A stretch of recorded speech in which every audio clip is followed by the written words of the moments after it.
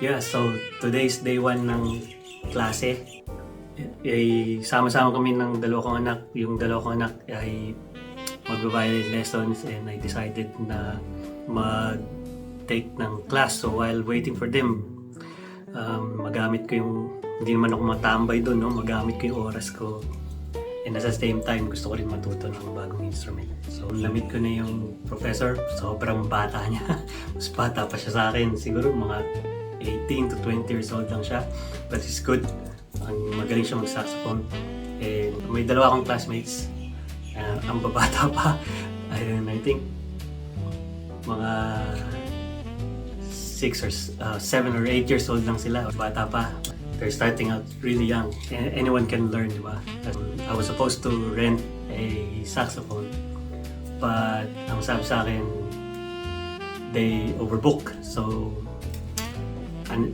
expectedly ganun nga. So, kasi medyo may kamahalan yung saxophone. And the reason why magre-rent out din ako is I want to try it muna before I buy an expensive instrument. So, ganun na nga nangyari. Wala akong instrument to use for the first day. Tinuruan kami kung ano yung mga parts ng saxophone and how to use it first time. So, and how to pack it. Pagtapos na, so punasan pala. Kailangan pa, the thing na natutunan ko is kailangan palang punasan yung laway. Natutunan ko rin ilagay yung mouthpiece kung paano gamitin. Bumili ako ng mouthpiece in case kasi nagbabasa rin naman ako.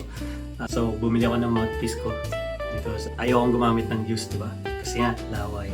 So, for hygienic purposes, bumili ako ng sarili ko. Kahapon punta ako ng music store. And then, nagtanong na ako doon, bumili ako ng mouthpiece. And ito yung binigay sa akin. This is the mouthpiece. Yan siguro yung pinakamura. And then binigyan din niya ako ng reed. This is the reed. Yan, tawag dito yung reed. Sabi niya dalawa na daw kasi madali daw masira. So sige, binili ko na lang din para mayroon akong replacement. And then itong bakal na to is ligator. Oh, ligature. Sorry naman, ligature. Ligature pala. Ligature palang tawag dyan, ligature. Mouthpiece patch to protect yung mouthpiece. Kasi kakagating ko yun. Ganyan. So, yun. Yung reed, babasain.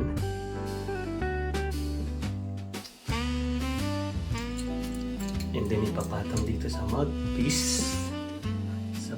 Dun sa flat part. Then ilalagay yung ligature.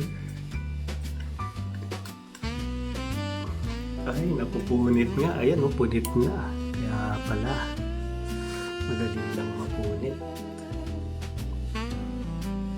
Ilalagay ko yan.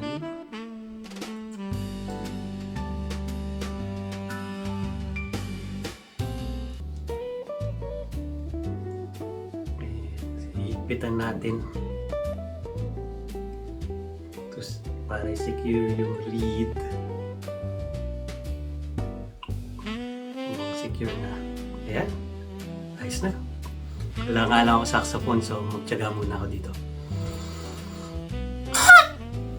Ay, sorry. Ganito to. Ay! Ulit. Hirap naman ito.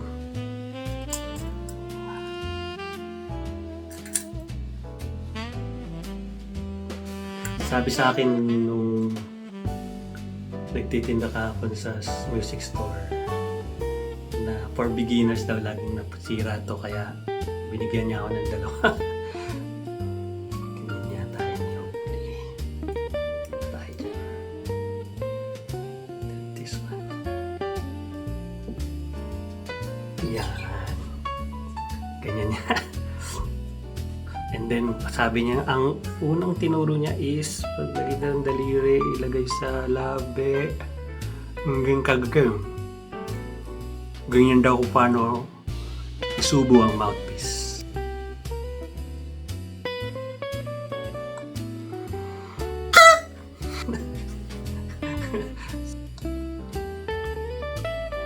And then pagkatapos nyo daw gamitin ay kailangan linisin.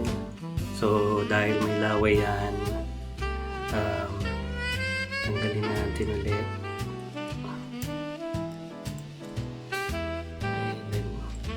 And then kailangan lang punasan ng basahan kasi nga may laway-laway. So yan, para malinis. So sa ngayon, yun lang muna natutunan natin. And maghanap pa ako ng sakso. Para next time meron ako. Hindi ako mahuli sa mga bata. Yun pa lang for the first day. Nagturo siya ng 3 notes. May 3 fingers.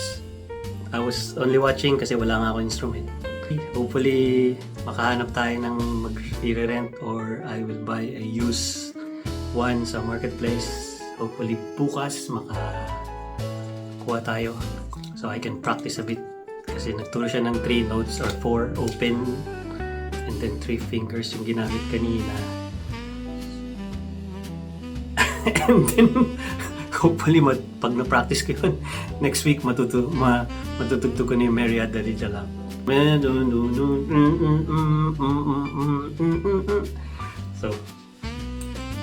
So, wala pa ako nung unit, nung saxophone. Mag-pista lang muna.